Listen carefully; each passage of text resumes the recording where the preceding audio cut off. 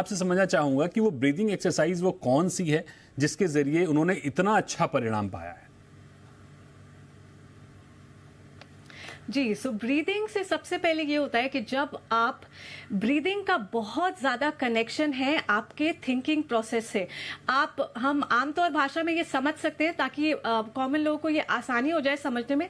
जब भी आप गुस्सा होते हैं, जब भी आप गुस्से में होते हैं तो आपकी ब्रीदिंग फास्ट हो जाती है। जब आप स्ट्रेस में होते हैं तो आप कई बार आप अपने ब्रेथ को होल्ड कर लेते हैं। तो जब आप ब्रेथ पे वर्क करेंगे तो इसका उल्टा भी हो सकता है। जब आप ब्रेथ स्लो करेंगे तो आपका थॉट प्रोसेस स्लो हो जाएगा। तो इसके लिए जो सबसे बेस्ट ब्रीदिंग है, जिसको नाड़ी शोधन कहते हैं, हम अनुलोम विलोम भी कहते हैं, वो कर सकते हैं। मैं करके दिखाती हूँ। तो आपको सबसे पहले क्या करना है, लेफ्ट नॉस्ट्रिल से स्टार्ट करेंगे। तो मैंने लेफ्ट नॉस्ट्रिल से सांस लेना है। जितना स्लो और जितना लंबा हो सके उतना अच्छा है। जैसे मैंने पहले कहा, स्लो होना चाहिए। और राइट से एक्सहेल करेंगे, फिर राइट से इनहेल करते हुए लेफ्ट से एक्सहेल करेंगे। तो ये एक ब्रेथ एक साइकिल होता है। तो जैसा कि आप कर सकते हैं, जब भी आप ये करें तो इस बात का ध्यान रखें, शुरुआत में हमें सांस को होल्ड बिल्कुल भी नहीं करना है। और जो आपका इनहेलेशन और एक्सहेलेशन का टाइमिंग है वो कोशिश कीजिए कि इक्वल हो सके। तो जितना, सपोज आप 5 सेकेंड्स इनहेलेशन के लिए ले रहे हैं तो 5 सेकेंड्स ही एक्सहेल होना चाहिए। तो आप 5 सेकेंड से शुरू कीजिए, 10 तक ले जा सकते हैं। और इससे, जैसे कि आप देख रहे हैं कि मैं लेफ्ट साइड और राइट साइड का कॉम्बिनेशन करने की कोशिश कर रही हूं, तो हमारा लेफ्ट और राइट जो है वो it's very much connected to your left hemisphere and right hemisphere.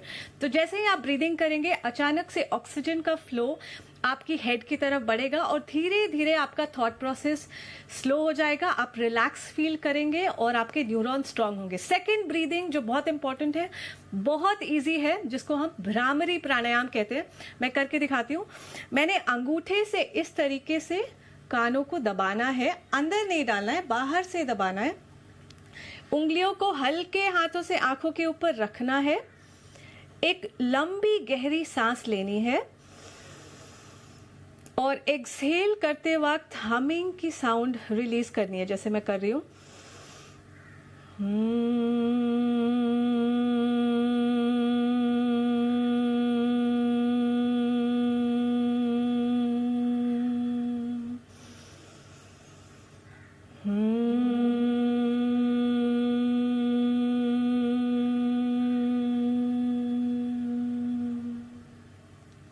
तो इसको भ्रामरी कहते हैं। तो ये दो, अनुलोम विलोम, भ्रामरी, जैसा कि आप जब आप करेंगे आपको फील होगा। तो ये अंदर आप वाइब्रेशन फील करते हैं, जिसकी वजह से आपके स्लीप में इंप्रूवमेंट होगी। जब आप सोते हैं तो सबसे ज्यादा आपकी बॉडी रिकवर करती है, आपकी नेगेटिव थॉट्स क्लीन होते हैं। तो जब आप ये करेंगे आपकी नींद अच्छी होगी, आपका स्ट्रेस कम होगा। और सब कहीं ना कहीं ये को रिलेटेड है आपके स्ट्रेस से, द स्पीड ऑफ थॉट्स की स्पीड से।